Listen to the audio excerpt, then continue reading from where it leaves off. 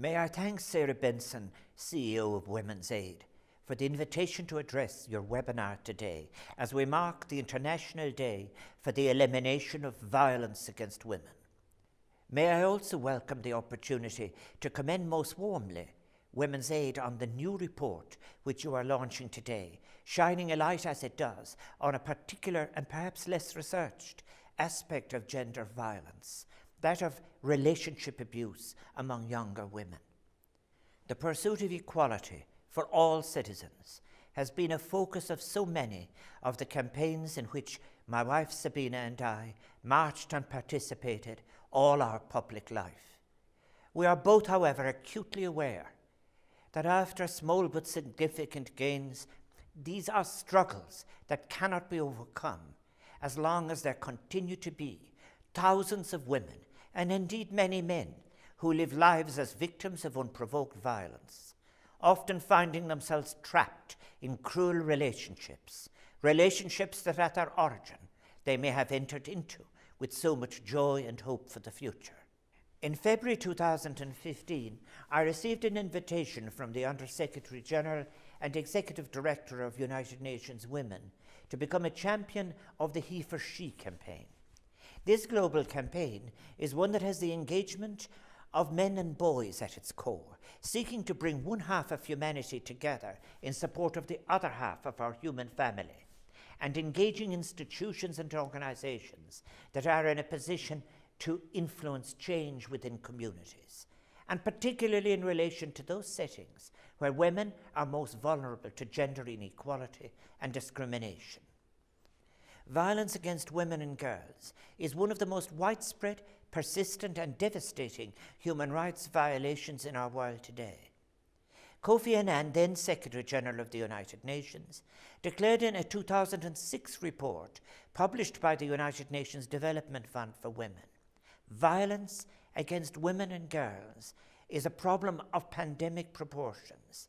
At least 1 out of every 3 women around the world has been beaten, coerced into sex, or otherwise abused in her lifetime, with the abuser usually someone known to her. Every day we wait for this appalling abuse of women and girls to end is a day too many. And let us once and for all put an end to the suggestion that any of this violence can be covered by an appeal to cultural practice. Violence is violence. Let us hear it across the world. Violence against women in Ireland remains shockingly prevalent, with 1 in 4 women having been abused by a current or former partner, according to recent statistics.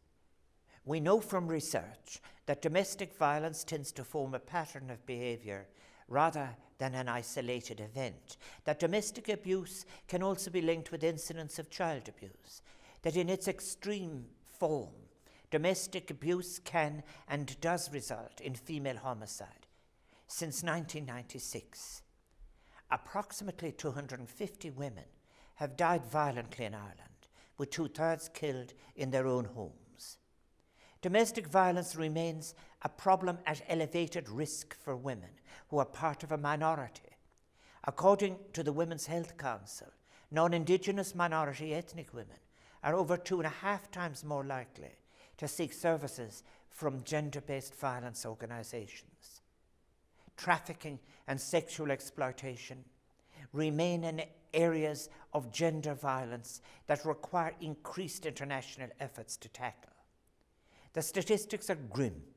A study from the United Nations International Labour Organization estimated that 3.8 million adults and 1 million children globally were victims of forced sexual exploitation in 2016, with the majority of these women and girls trafficked into commercial sexual exploitation. Research has revealed severe levels of violence amongst trafficked women.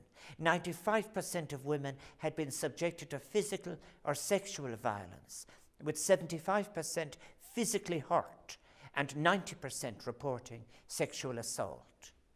One of the darkest consequences at the level of the person of COVID-19 has been its impact on levels of domestic violence. Calls to Gardaí regarding domestic violence increased by 1/5 this year, and I understand that calls to your organisation have risen by 43%. Violence and abuse impoverishes lives. It is often inflicted by those to whom victims are intimately related or connected, thus making their homes not the places of safety and security they should be, but spaces defined by angst, fear, and uncertainty.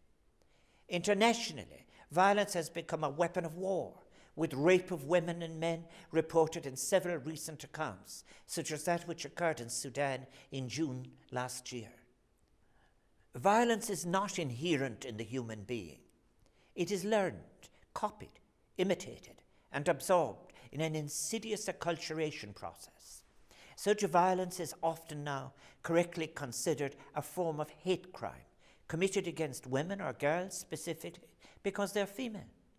Such violence may be sourced in ignorance and even invoked, as I have said, with an abuse of power as a tradition or part of a culture.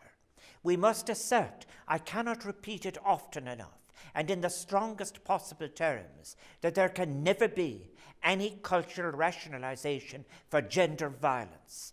And such violence needs to be called out for what it is, an abuse of rights formed from a sense of entitlement, superiority, misogyny, or similar attitudes in the perpetrator, or because of a violent nature.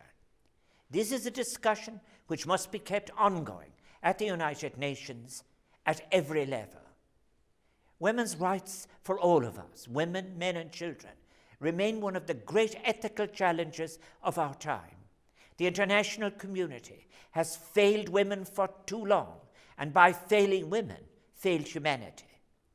Over 2 decades on from the World Conference on Women in Beijing and the subsequent Committee on the Elimination of Discrimination Against Women, world leaders have, through the United Nations 2030 Agenda, reaffirmed their commitment to achieving gender equality and to the empowerment of all women and girls.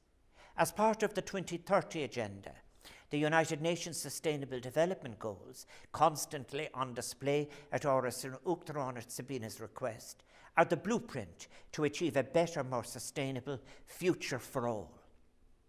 They represent a moment of global solidarity and empathy, which address our international contemporary challenges, including those related to poverty, inequality, climate, environmental degradation, prosperity, peace, and justice.